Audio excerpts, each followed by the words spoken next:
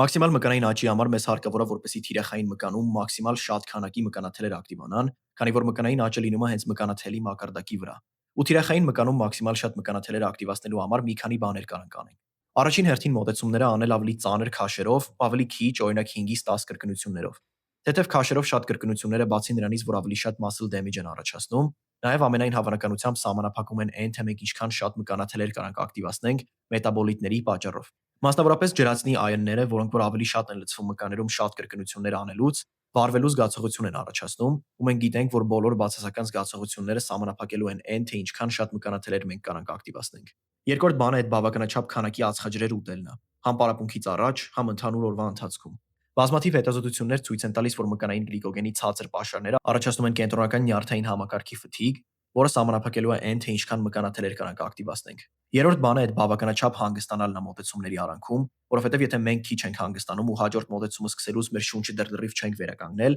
այս բացասական զգացողությունը նույնպես ազդելու է մեր մկանաթելերի ակտիվացիայի վրա։ Չորրորդ բանը այդ կարդիո չանելն է պարապմունքից առաջ, որովհետև երկար կարդիոյի սեսիաները ֆթիգ են առաջացնում, որը բացասականորեն ազդելու մեր պարապմունքի որակի վրա։ 10-15 րոպե թեթև կարդիոն տաքանալու համար օքեյ է, բայց երկար կարդիոյի սեսիաները ցանկալի է անել ուժային պարապմունքից հետո, ոչ թե առաջ։ Հինգերորդ ու երևի ամենակարևոր բանը այդ քո նախորդ պարապմունքից հետո վերականգնվելն է, որովհետև պարապմունքից առաջացած muscle damage-ը inflammation-ը առաջացնում, որը պաշտպանողական ֆունկցիա ունի ու սահմանափակում է այն, թե մենք ինչքան մկանաթելեր կարանք ակտիվացնենք, որպեսզի այն վնասված մկանաթելերը, որոնք որ դեռ չեն վերականգնվել, նորից չակտիվանան ու ավելի շատ չվնասվեն։ Վեցերորդ բանը այդ ավելի ստաբիլ վարժություններ ընտրելն է, որովհետև ինչքան տվյալ վարժությունը ավելի շատ կոորդինացիայի ու բալանսի պահանջ ունի, այդքան ավելի քիչ մկանաթելեր են կարողանալու ակտիվացնենք թիրախային մկանում։ Յոթերորդ բանը այդ ավելի իզոլացնող վարժություններ անելն է, որովհետև ինչքան շատ ու ինչքան մեծ մկանային խմբեր են միևնույն ժամանակ աշխատում, այդքան ամեն ինդիվիդուալ մկանում ակտիվացիայի մակարդակը ավելի ցածր է լինում։ Սրա թվում նաև մտնում է վարժություններ մի ոտով կամ մի ձեռով անելը,